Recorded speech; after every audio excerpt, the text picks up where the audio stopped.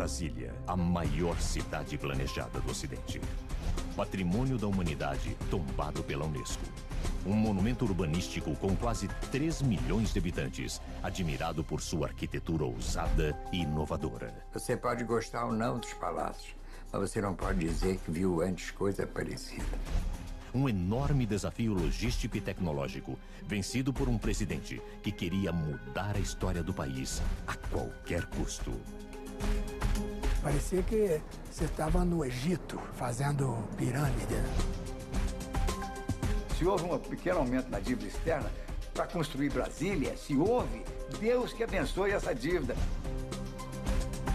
A maior de todas as aventuras do povo brasileiro foi construir Brasília.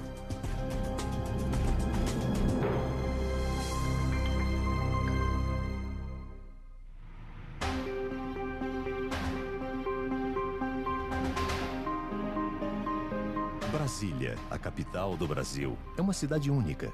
Seus prédios e avenidas formam o maior conjunto de arquitetura modernista do planeta, construído em tempo recorde, no meio de um planalto deserto, a centenas de quilômetros da cidade mais próxima. Milhares de trabalhadores foram necessários para pôr de pé a cidade sonhada pelo presidente Juscelino Kubitschek e os arquitetos Oscar Niemeyer e Lúcio Costa. As curvas e ângulos dos edifícios, intercalados por grandes espaços vazios, fizeram com que o astronauta russo Yuri Gagarin descrevesse a sensação de chegar em Brasília como aterrissar em outro planeta.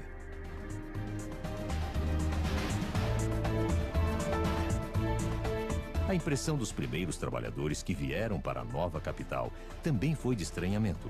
João Coragem viajou 1.800 quilômetros do nordeste do país até o canteiro de obras de Brasília em busca de um emprego. Tudo era mato, né? Aqui naquele tempo, uma hora dessa você estava na beira do fogo, aos tremendo, porque você não falava 30 e tantos dias sem ver sol, só aquela garoa, né? E o frio. Brasília está situada no Planalto Central brasileiro, a mais de 1.100 quilômetros do litoral. Ela funciona como ponto de ligação entre as diversas regiões do país. Mas em 1956, todas as cidades desenvolvidas se concentravam na costa, inclusive a capital da época, o Rio de Janeiro. Naquele ano, Juscelino Kubitschek é eleito presidente com a promessa de fazer o país crescer 50 anos em 5. Entre suas metas estava a transferência da capital do Rio de Janeiro para uma nova cidade, Brasília. Carlos Murilo, primo e assessor de JK, acompanhou cada passo desse sonho. O Juscelino foi pioneiro, na vida dele foi pioneiro em todos o que ele pensou. Então Brasília não foi só para trazer a capital, foi para interiorizar o país. A ideia de transferir o governo brasileiro para o interior já era antiga. Em 1892, o astrônomo belga Luiz Cruz chefiou uma expedição para determinar onde ficaria a nova capital. Ele concluiu que os rios daquela região, por se manterem cheios, mesmo durante as estações secas, propiciavam as condições ideais para construir uma cidade. É uma região de nascentes, e nessa região nascem rios que vão para as 3 grandes bacias, que é a Bacia Platina, a Bacia do São Francisco e a Bacia Amazônica. A expedição definiu uma área conhecida como Quadrilátero Cruz. Em 1956, a área foi reduzida a menos da metade, delimitando o que é hoje o Distrito Federal. Subchefe de gabinete de JK, Afonso Eliodoro viu Brasília nascer ao lado do presidente. Juscelino teve a coragem de arrancar a capital do Rio de Janeiro, quase 200 anos no Rio de Janeiro, e trazê-la para o interior, para o deserto. A construção de Brasília tinha a simpatia das Forças Armadas por razões geopolíticas, era necessário por razões de governabilidade, ocupação territorial era uma coisa vista como fundamental. O Juscelino não se conformava em ver o Brasil agarrado só ao litoral, né? E sonhava realmente com a interiorização.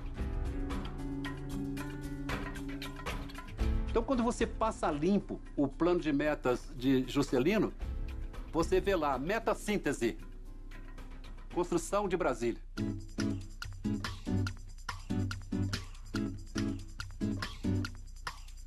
Juscelino Kubitschek criou uma empresa especialmente para a construção da nova capital, a Nova Cap. Ao mesmo tempo, abriu um concurso para escolher o projeto urbanístico de Brasília. O desenhista dos prédios oficiais já estava escalado, Oscar Niemeyer. O arquiteto havia criado o famoso bairro da Pampulha para JK, quando este era prefeito de Belo Horizonte. Pampulha é moderna até hoje. Não precisa dizer mais nada. É uma miniatura de Brasília. O concurso da nova capital foi vencido pelo arquiteto carioca Lúcio Costa, com um projeto inscrito na última hora. Lúcio tinha realizações importantes no currículo, como a sede da ONU em Nova York, feita em parceria com Oscar Niemeyer e o francês Le Corbusier, maior nome da arquitetura moderna. O projeto de Lúcio Costa era simples e engenhoso. Uma cidade em forma de cruz, como o sinal que faz o homem ao demarcar território. Cada um dos eixos teria uma função específica. No eixo rodoviário ficariam os moradores e no eixo monumental, os prédios do governo. 2 eixos, um só cívico-administrativo, palácios, ministérios. Ao longo do outro é que fica a verdadeira cidade. A área residencial e comercial de Brasília é dividida em asa sul e asa norte. Entre elas fica o eixo monumental, uma imponente avenida com 250 metros de largura, onde foram distribuídos os prédios do governo. Esse foi um dos argumentos pelos quais o júri deu a vitória ao Lúcio Costa, de que os outros projetos pareciam cidades, mas que Brasília tinha cara de capital.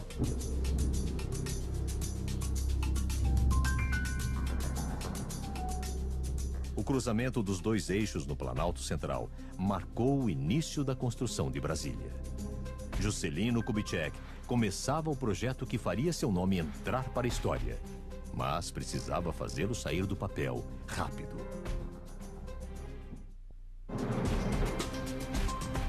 Um dos aspectos mais impressionantes de Brasília foi a velocidade com que ficou pronta.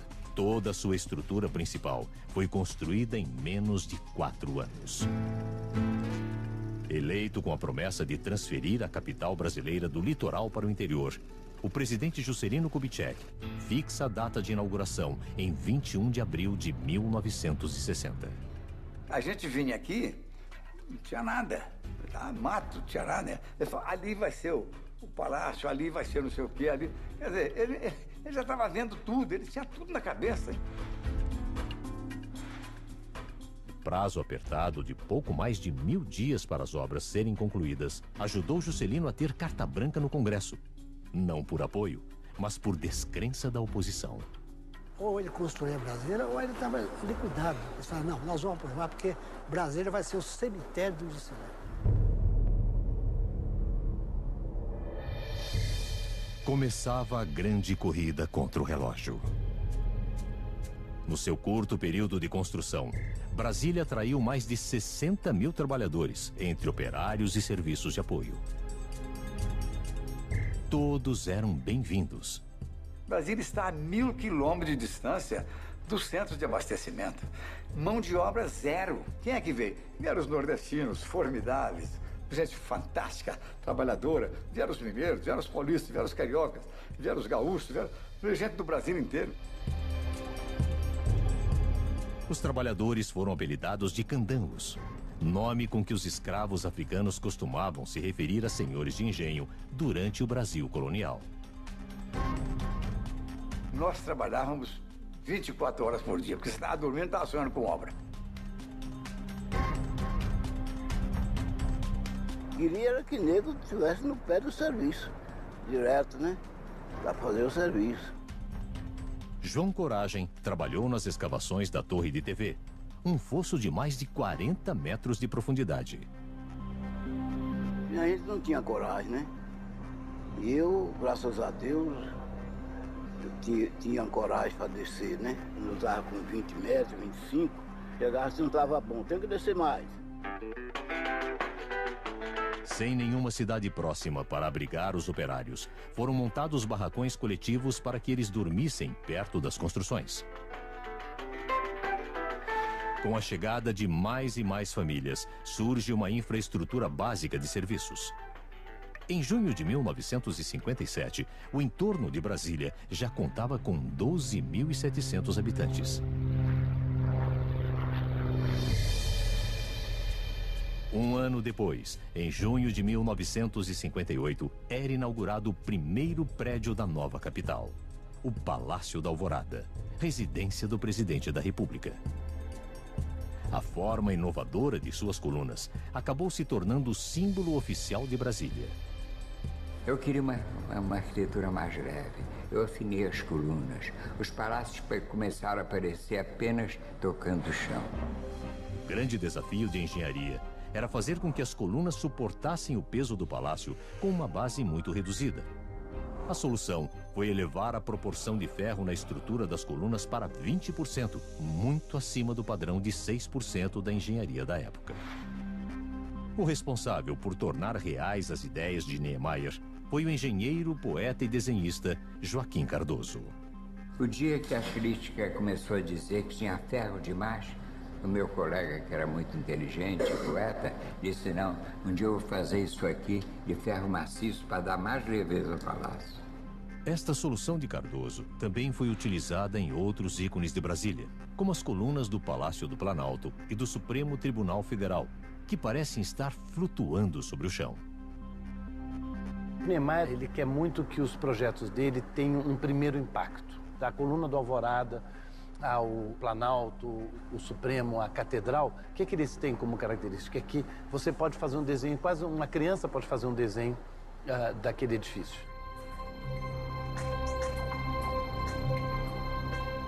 As obras de Niemeyer em Brasília estão distribuídas no eixo monumental, que também faz parte de um desenho facilmente reconhecível.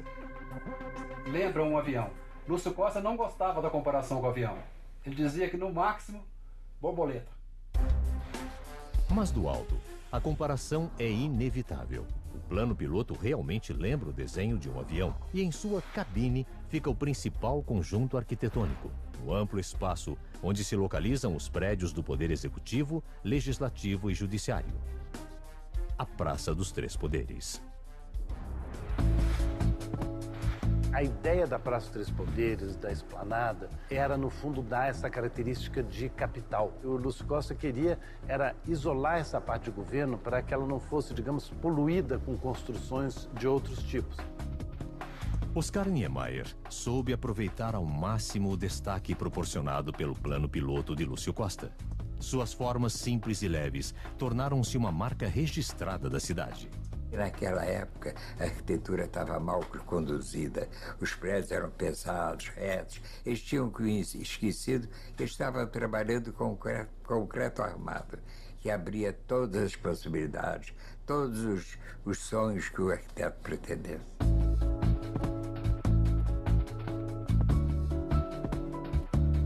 Niemeyer buscou causar surpresa também nos interiores dos prédios, convidando diversos artistas brasileiros para colaborar na composição dos ambientes. O Itamaraty, tradicionalmente, no Brasil, é o local onde o presidente da República recebe as autoridades estrangeiras. E o Niemeyer soube traduzir isso em espaços. Quanto mais tempo você fica aqui, mais você vê os detalhes, mais você vê como estão pensados os materiais, como estão pensados os acabamentos, como estão pensados a circulação das pessoas no espaço.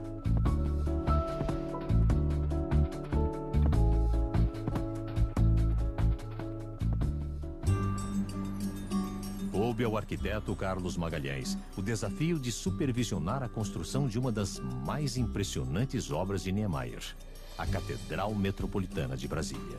Essa estrutura é fantástica, né? É uma descoberta incrível, porque é uma coluna que se repete 16 vezes e não é uma coisa monótona, é uma coisa rica, surpreendente, que é diferente de todas as catedrais que existem pelo mundo afora.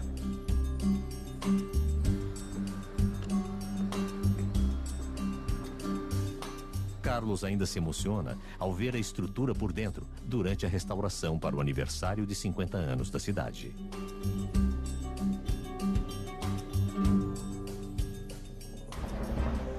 Niemeyer projetou uma estrutura de 16 colunas curvas que cobrem um vão livre de 30 metros de altura e 60 metros de diâmetro, sem nenhum apoio central. Para equilibrar a pressão das 1.400 toneladas do conjunto, foram feitos 2 anéis de concreto armado. O inferior evita que as colunas escorreguem para fora e o superior absorve a compressão no encontro das colunas. Eu garanto a você que a pessoa que mais se assustava era eu. Que eu chegava de noite em casa e ficava pensando como é que essa coisa ia ficar em pé.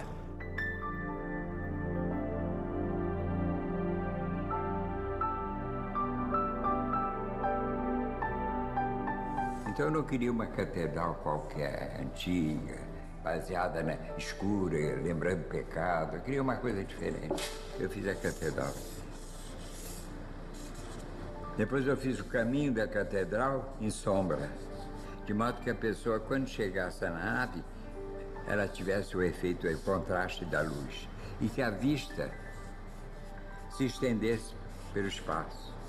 Era uma ideia assim do que o crente, a pessoa que acredita em Deus, sentisse aqui que estava mais em ligação com o infinito.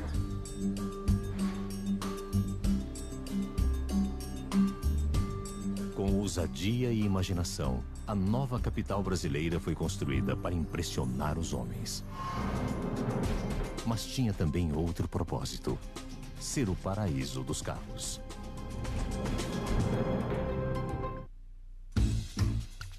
A construção de Brasília aconteceu durante um período de otimismo e euforia nacional. Em 1958, o país conquista pela primeira vez a Copa do Mundo de Futebol, na Suécia. No mesmo ano, surge a Bossa Nova, que logo se torna uma marca registrada do Brasil. Juscelino Kubitschek recebe o apelido de Presidente Bossa Nova.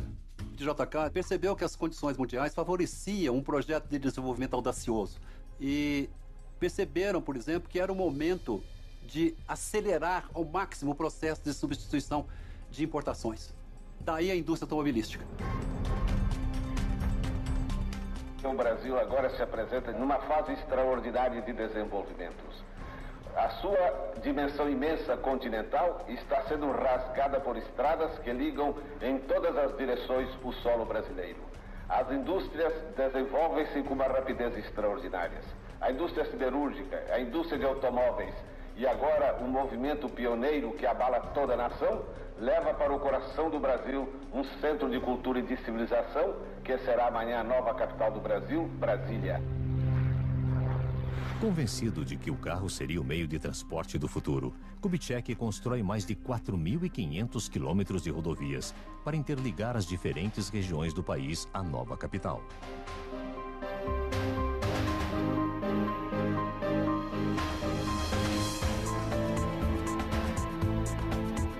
Além de ponto de ligação entre rodovias, Brasília foi planejada como um paraíso do automóvel. Com avenidas largas e retas, sem semáforos ou esquinas. O projeto original seria uma cidade sem cruzamentos. E aqui estou eu entrando no que é chamado em Brasília de tesourinha. A capital do Brasil tem um dos índices de carro por habitante mais altos do mundo. Um veículo para cada 2,5 moradores. Não é que as pessoas gostem do carro, é que nas circunstâncias específicas de Brasília, o carro é a melhor solução.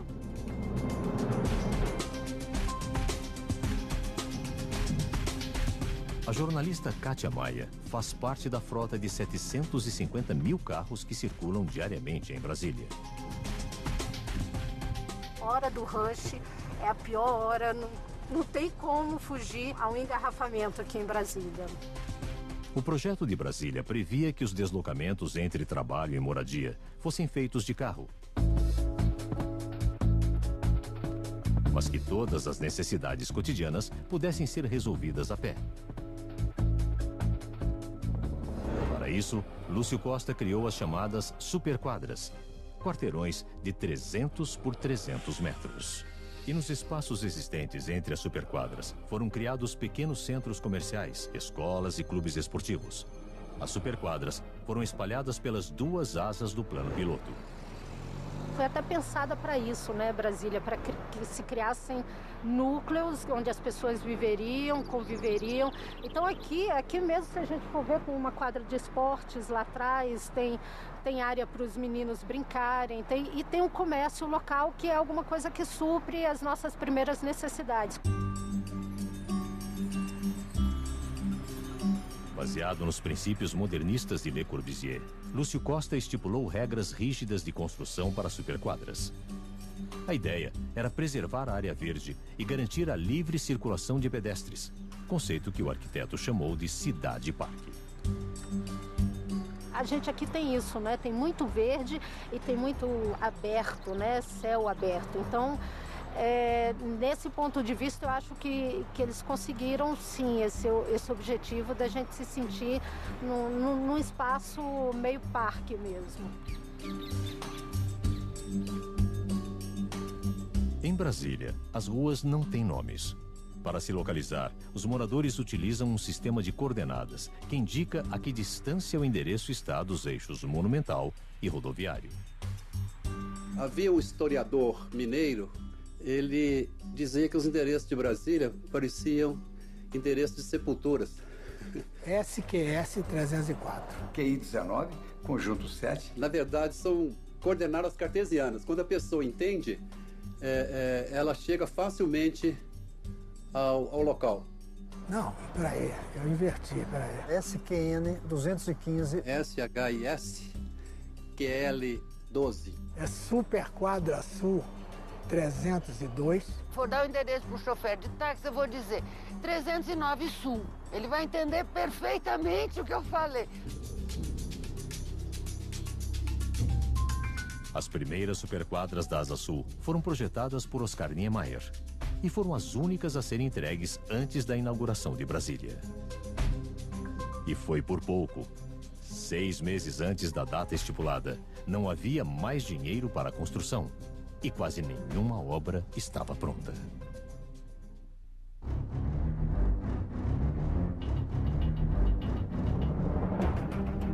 Quem vê Brasília hoje, com milhões de pessoas circulando entre monumentos e avenidas, dificilmente imaginaria que a cidade esteve muito perto de não acontecer. No último ano da construção, a maioria das obras ainda estava inacabada ou em fase inicial. Conforme a inauguração se aproximava, os trabalhadores eram exigidos ao máximo. Isso foi tão importante para JK que ele passou a dar atenção a Brasília como o principal feito de seu governo. Uma prova disso é que o presidente da República, JK, realizou 225 viagens Rio-Brasília-Rio. Eu tenho a impressão que deve ser recorde mundial. Então eram 4 horas de viagem. A gente chegava aqui, às vezes, depois de meia-noite e tal. Aí ele ia correr obra. E estimula um, estimula outro, cobra de um, cobra de outro e tal. Então ele transmitia aquilo ao operário, ao mestre de obra, eu dizia, todos, aquilo era uma questão de honra para eles. Em vez de dar uma matéria, dava 10. Ao mesmo tempo em que recebiam um incentivo pessoal do presidente Juscelino Kubitschek, os candangos tinham que lidar com condições de trabalho de extrema insegurança. Isso acontecia por causa da pressa, das condições de segurança, que eram outras. Parecia que você estava no Egito, o cara fazendo pirâmide. Entre 1957 e 1959, o único hospital de Brasília registrou 3.200 internações e 91 mortes.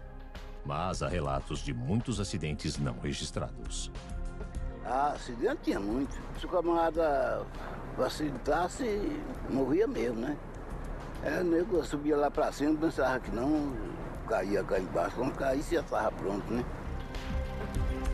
No campo político, Juscelino Kubitschek enfrentava duras críticas sobre os gastos da construção. Aproveitando um momento difícil, opositores espalham o boato de que o presidente levava até areia de avião para Brasília. Os ignorantes, os estúpidos que combatem Brasília até hoje, dizem que o material para cá vinha de avião. O avião daquele tempo era o Douglas. Eram 13 lugares, 14 lugares. Como é que ia trazer tijolo, areia, essas coisas? Um dos pontos polêmicos era o lago artificial que teria que ser construído ao lado do plano piloto. Com uma barragem represando o rio Paranoá, a ideia era criar um reservatório de água, gerar energia elétrica e elevar a umidade relativa do ar, que no Planalto Central pode ficar abaixo dos 15% no inverno. Edmilson Figueiredo encontrou mais um uso para o Lago Paranoá. Ele faz passeios turísticos e educativos pelos seus 40 quilômetros quadrados de extensão.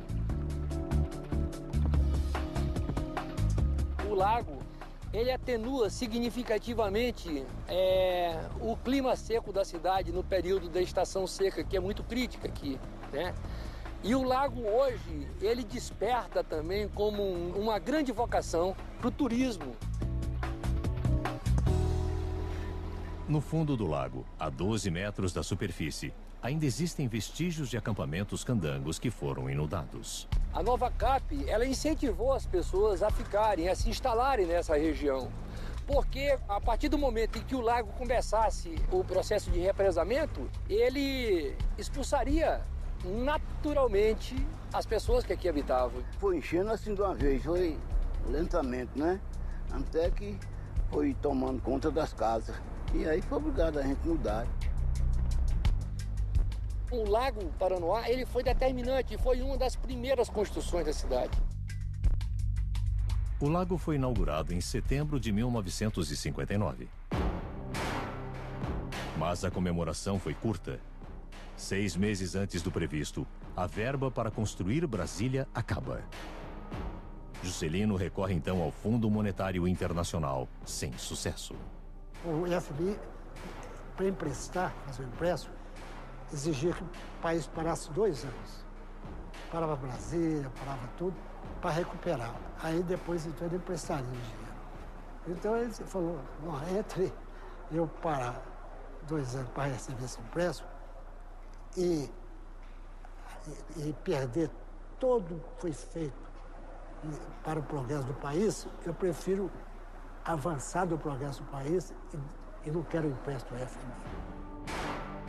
Para superar as limitações financeiras, Juscelino chegou a negociar pessoalmente com os fornecedores. Aí ele ligava direto para o presidente da empresa, da companhia de cimento, né? Falei, eu te dou um prazo de 48 horas, 72, você põe cimento lá. Senão você está rompendo com o governo. Aí o cimento aparecia. A verba restante para a construção é conseguida com emissões de moeda e venda de títulos da dívida pública. Uma estimativa de 1969 calculou o custo total de Brasília em mais de 45 bilhões de dólares, 10% do PIB do país na época. Nada se faz sem custo. Em economia não há milagre. A opção por fazer Brasília teve custo alto para a sociedade brasileira. Se você pegar o custo-benefício da obra de Juscelino, você vai ver que o benefício foi muito maior do que o custo. Então, se houve uma pequena inflação, se houve um pequeno aumento na dívida externa, para construir Brasília, se houve, Deus que abençoe essa dívida, Deus que abençoe essa inflação, porque foi ela que nos deu a condição de sobreviver até hoje. Resolvido o problema financeiro, em dezembro de 1959, Juscelino inaugura o Congresso Nacional. O conjunto se tornou um dos mais simbólicos de Brasília. O primeiro projeto que eu fiz foi o Congresso. Parece um bocado simples, com 3 traços você vê a arquitetura. Fazer a cúpula do Senado foi relativamente simples, mas a forma na Câmara dos Deputados desafiava a gravidade. Eu me lembro que um dia o engenheiro Cardoso telefonou para mim, animadíssimo. Ele me disse, Oscar, descobri a tangente que vai permitir que essa cúpula apareça como que apenas tocando o chão. Para que as paredes da cúpula invertida não sucumbissem à gravidade, o engenheiro Joaquim Cardoso projetou uma série de anéis de aço que amarram a estrutura. Ao invés de suportar o peso, o concreto serve para vedar, proteger e dar rigidez ao esqueleto metálico.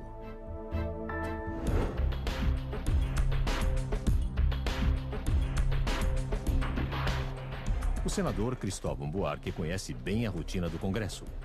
Antes de trabalhar no Senado, já foi governador do Distrito Federal e ministro da Educação. Como todo parlamento, o nosso não é diferente. Há momentos grandiosos em que você vê que está resolvendo problemas nacionais. Em torno aos 81 senadores, aqui está o Brasil dos 27 estados, incluindo o Distrito Federal. Ao mesmo tempo em que representa todos os cidadãos brasileiros, Brasília está fisicamente distante da maior parte da população. E não por acaso. Juscelino estava extremamente preocupado com a vulnerabilidade do governo no Rio de Janeiro. Bastava uma greve agitada de estudantes por causa de preço de passagem de bonde para o presidente da República ficar preocupado. Não havia condições de governabilidade a partir do Rio de Janeiro. O isolamento de Brasília garante tranquilidade ao governo brasileiro. Por outro lado, dificulta a fiscalização do trabalho dos políticos. Que Brasília, com apenas 50 anos, ainda é uma espécie de faroeste político. Então surgiu a possibilidade de aventureiros, é verdade. Acusam Brasília de coisas em que ela é completamente inocente. Brasília, cidade corrupta. Isso é um absurdo. Brasília é só palco. Corrupto é quem faz corrupção na cidade. Mas em abril de 1960, Brasília estava apenas começando sua transição de sonho para a realidade. Com uma festa de inauguração para centenas de milhares de pessoas, a cidade atrai a atenção do mundo e se torna um símbolo de orgulho para os brasileiros. Prazo curto, falta de verbas, descrença da oposição. Superando todos os obstáculos, a nova capital brasileira é inaugurada na data prevista, 21 de abril de 1960. Uma grande festa atrai mais de 250 mil pessoas para ver a cidade do futuro. Você imagina, durante 3 anos, você vivendo aquela emoção do minuto a minuto. Vai, não vai, do sai, não sai. Você chega no dia da inauguração, é um negócio fantástico, é uma emoção fantástica. Vem gente de todo lado, você vê lá, vem gente de carroça, vem gente de caminhão, vem gente que vem a cavalo.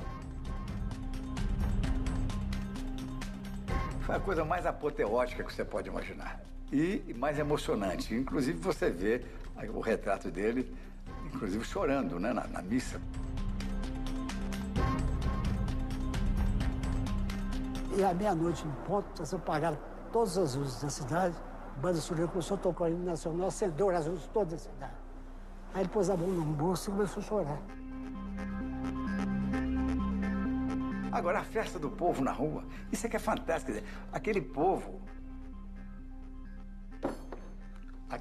que fez com as próprias mãos a cidade, que teve a glória de ver o presidente da República junto deles ali, inaugurando a cidade, que eles fizeram. É indescritível a festa popular. Eu achei muito bom a inauguração. Aí ali vem pro palácio para nada. Mas se o dia era coisa boa para a gente beber, isso, aquilo, outro.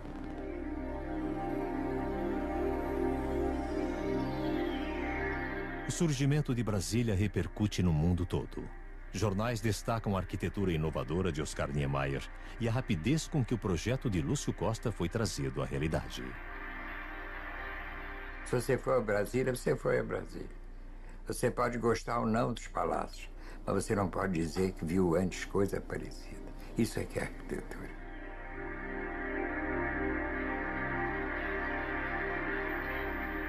Você tem outras importantes realizações de urbanismo no século XX, mas nenhuma tão completa. Por exemplo, você tem a Chandigarh, do Le Corbusier, que é extraordinária, mas que, evidentemente, é uma capital regional, é uma cidade menos ambiciosa, digamos. Brasília tem essa característica de tudo planejado. Mas, passada a euforia da inauguração, os candangos percebem que o sonho não será usufruído por todos. O candango foi o construtor daqui, o operário. Eles teriam que construir a cidade, lavar suas mãos e voltar. A maioria, porém, preferiu continuar em Brasília. Aí o mais velho aí, os filhos, né? Aqui era melhor para mim viver, né? E aí estou aqui até hoje. João Coragem e sua família foram realojados a 22 quilômetros do Plano Piloto, numa das regiões que ficaram conhecidas como cidade satélite. As cidades satélites ao redor também são Brasília e são lugares de pobreza, são lugares de exclusão. O Plano Piloto foi ocupado principalmente por funcionários públicos. Mas logo a nova capital passou a atrair pessoas de todo o país. Na verdade, Brasília se tornou um imã de imigrantes. Eu cheguei em Brasília em 1978, quando vim com os meus pais. Era criança ainda e meu pai militar terminou sendo transferido aqui para Brasília. E quando a gente chegou aqui, Brasília foi meio assim um sonho, porque era uma cidade totalmente diferente e grande, né? Cheguei aqui 15 de março de 1979. Eu queria estar próximo da vida política. E Brasília era o centro em que eu creio que poderia ter um papel político. Eu vim a Brasília em 1982, expressamente para dar aula na Universidade de Brasília. Quando eu cheguei aqui em 82, ainda tinha muita obra, a sensação ainda era de uma cidade que estava em construção. O plano de Lúcio Costa previa que Brasília comportasse de 500 a 700 mil habitantes. Ao longo de 50 anos, o crescimento foi vertiginoso. Hoje, quase 3 milhões de pessoas vivem na capital, sobrecarregando seus serviços de transporte e abastecimento. Chegar a 2,5 milhões de habitantes em 50 anos é preocupante. Seria preocupante em qualquer lugar do mundo. Brasília foi um pouco vítima do seu sucesso, quer dizer, as pessoas não imaginavam realmente que Brasília fosse crescer tanto e que todas as áreas fossem ser ocupadas. Em 1987, a Unesco concede à capital brasileira o status de Patrimônio da Humanidade.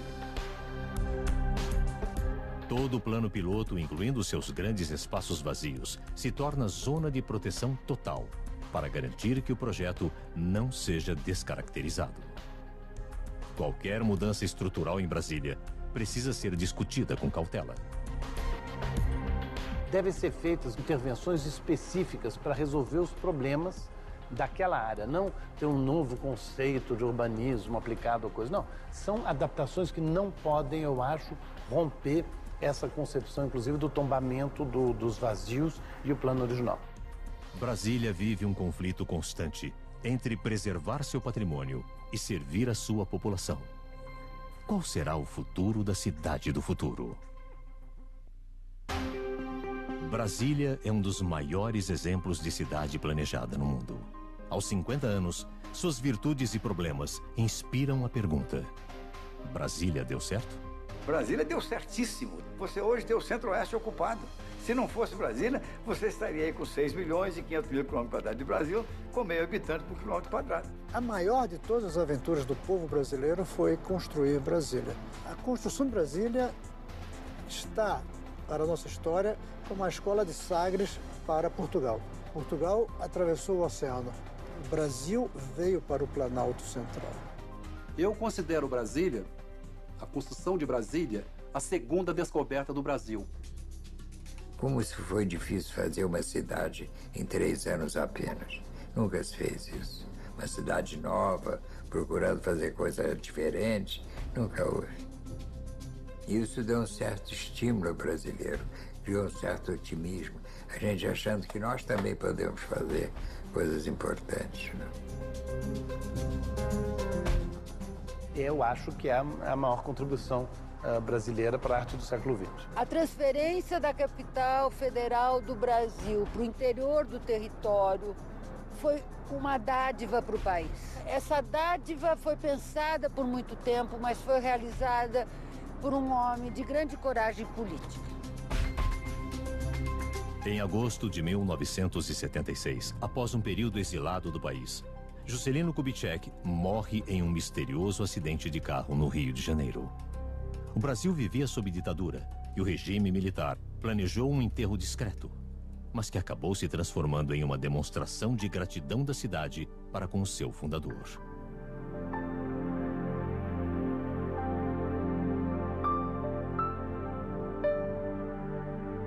Mas foi um negócio tão impressionante que tinha carro do aeroporto à catedral. E a missa foi um negócio assim, tinha mais de 100 mil pessoas. Foi uma revolta do povo contra a ditadura. Então mostrou que o povo queria realmente o Juscelino. O Juscelino era um homem querido. Hoje, o corpo de Juscelino Kubitschek está guardado num memorial projetado pelo amigo Oscar Niemeyer. Estou me lembrando a luta que foi para poder subir essa estátua aí. Porque os militares, na época da linha dura, achavam que o Niemeyer fez isso, porque o Niemeyer era comunista, sempre foi, né? E que a sombra parecia o martelo com a foice, que era o símbolo do comunismo. O memorial está localizado na área central de Brasília, cidade que materializou o sonho de Juscelino Kubitschek de redescobrir o país.